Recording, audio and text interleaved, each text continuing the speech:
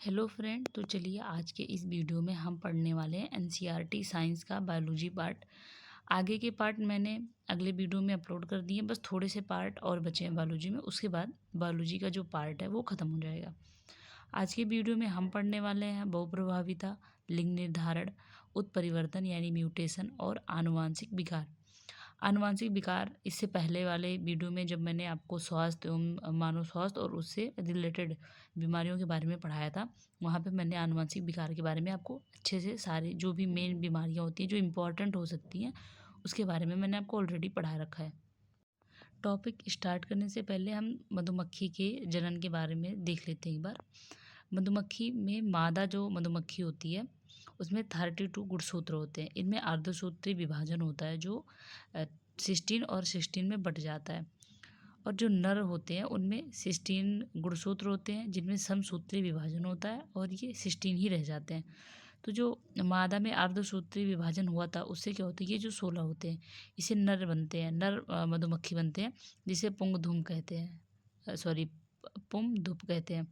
और जो 16 होते हैं इनसे और जो नर का 16 गुणसूत्र होते हैं इनमें फ्यूजन होता है जिससे फिर 32 गुणसूत्र वाली मादा मधुप का निर्माण होता है। अब इसके बाद हम टॉपिक स्टार्ट करते हैं। पहला है बहुप्रभाविता, मल्टी फंक्शनलिटी। ये क्या है? जब एकल जीन के प्रभाव से कई दृश्य प्रारूप लक्षण प्रकट होते हैं। जिन जीनों के कारण यह लक्षण प्रकट होते हैं उन्हें बहुप्रभावी जीन कहते हैं, जो कई उपापचयी क्रियाओं को नियंत्रित और प्रभावित करता है। यह जीन में अचानक से होने वाले एकल जीन उत्परिवर्तन के कारण उत्पन्न होते हैं, जैसे phenylketonuria, sickle cell anaemia, albinism यानी रंजकहीनता आदि। अब इन बीमारियों के बारे में हम थोड़ा सा देख लेते हैं। जैसे फेनिल कीटोन्यूरिया, इसका जीन है ऑटोसोम होता है। ये मानव में फेनिल, जैसे मानव में क्या होता है कि फेनिल एलेनिन होता है जो फेनिल हाइड्रोक्सिलेज एंजाइम से के उपस्थिति में टायरोसिन बनाता है। अब फेनिल हाइड्रोक्सिलेज एंजाइम की कमी हो जाती है जिससे फेनिल एलेनिन की मात्रा बढ़ जाती है, जिससे मानसिक कमजोरी होती है और वृद्धि रुक जाती है। इसके बाद सिकल सेल एनीमिया, इसमें आरबीसी हसियाकार हो जाता है जिससे एचबी की यानी हीमोग्लोबिन की कमी हो जाती है। हीमोग्लोबिन का सिंबल होता है एचबी। यह एकल जीन उत्परिवर्तन का परिणाम होता है। इसका कारण क्या होता है? बीटा ग्लोबिन श्रृंखला में 6 जो स्थान होता है वहाँ पे ग्लूटामिक एसिड की जगह वेलाइन नामक एमिनो एसिड आ जाता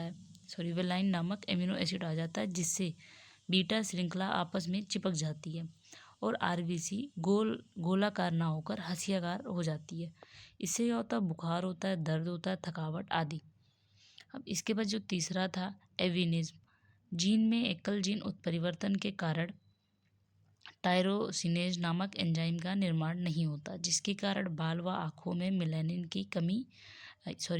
का निर्माण कम हो जाता है। इसे हिंदी में रंजकहीनता कहते हैं। और जो हमारा मूल कलर होता है यानी लाल और हरे कलर में डिफरेंस नहीं कर सकते। यानी यदि किसी को रंजकहीनता बीमारी हो जाए तो फिर वो लाल और हरे रंग में डिफरेंस नहीं कर पाता कि कौन सा लाल रंग है और कौन सा हरा रंग है। इसके बाद नेक्स्ट टॉपिक है लिंग निर्धारण। मानव में गुणसूत्रों की संख्या एक सेल में 23 जोड़ी यानी 46 होती हैं। जो गुणसूत्र हैं वो डीएनए और हिस्टोन प्रोटीन से बने होते हैं। इसमें क्या होता है कि जो 22 जोड़ी गुणसूत्र नर और मादा के समान होते हैं, इसलिए इसे ऑटोसोम यानी समजात गुणसूत्र कहते हैं। लेकिन 23वीं जोड़ी नर और मादा का अलग अलग होता है। नर में XY, मादा में XX होता है। और यही जो 23वीं जोड़ी गुणसूत्र है इसे ही सेक्स डिटर्मिनेशन कहते हैं। एग्जाम्पल के लिए नर में 44 प्लस लास्ट वाला XY गुणसूत्र है और मादा में 44 प्लस XX गुणसूत्र है। अब जब इन नर का और मादा का जो गुणसूत्र होता है उनके बीच जब क्रॉस होता है तो क्या होता है 44 प्लस XX और 44 प्लस XX यानी 50% ये चांस होता है कि मादा होगी और बाकी जो 44 प्लस YX और 44 प्लस XY इससे 50% नर, यानी जो इनका रिएक्शन होता है उससे क्या होता है कि 50% मादा के होने के चांस और 50% मादा के होने के चांस और 50% नर के होने के चांस बनते हैं। और इन्हीं जो तीसरी जोड़ी गुणसूत्र होती है उसी से डिसाइड होता है कि जो बेबी होगा वो लड़का होगा या लड़की होगी। इसके बाद का टॉपिक है उत्परिवर्तन यानी म्यूटेशन। जीवों के जीन, क्रोमोसोम संरचना और क्रोमोसोम संख्या में अचानक होने वाले वंशानुगत परिवर्तन को उत्परिवर्तन कहते हैं। ह्यूगो डिब्रीज ने सर्वप्रथम इवनिंग प्रीमिरोज नामक पौधे में उत्परिवर्तन की खोज की थी। उत्परिवर्तन दो प्रकार का होता है, गुणसूत्रीय उत्परिवर्तन और जीन उत्परिवर्तन। जो जीन उत्परिवर्तन होता है, जीन की संरचना में हुए बदलाव को जीन परिवर्तन कहते हैं, जिसमें नाइट्रोजन क्षार युग्मों के उलटफेर से उत्पन्न होते हैं। गुणसूत्रीय उत्परिवर्तन में गुणसूत्रों की संख्या या संरचना में अचानक होने वाला परिवर्तन।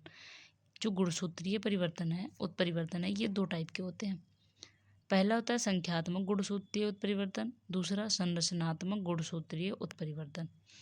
अब जो संख्यात्मक गुणसूत्रीय उत्परिवर्तन है, जीवों में मूल गुणसूत्रों की संख्या में अचानक होने वाले परिवर्तन। अब इसके भी दो टाइप होते हैं, मोनोसोमी और ट्राइसोमी।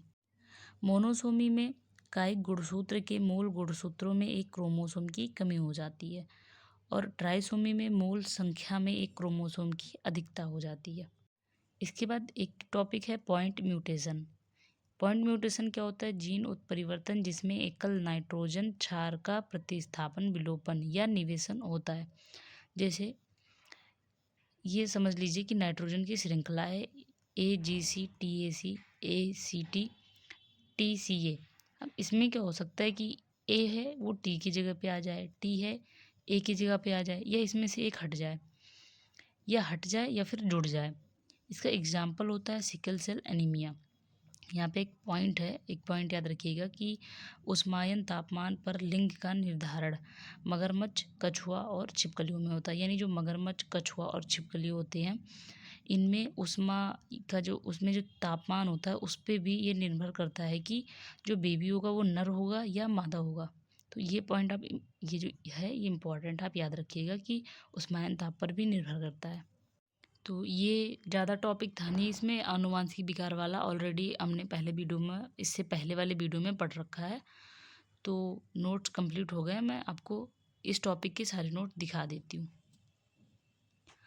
आपको क्या करना है, बुक ज़रूर से पढ़ना है, क्योंकि बुक पढ़ना बहुत ज़्यादा इम्पोर्टेंट होता है, उसके बाद ही आपको टॉपिक समझ में आएंगे। जल्दी ही मैं सारे सब्जेक्ट के नोट्स अपलोड कर दूँगी।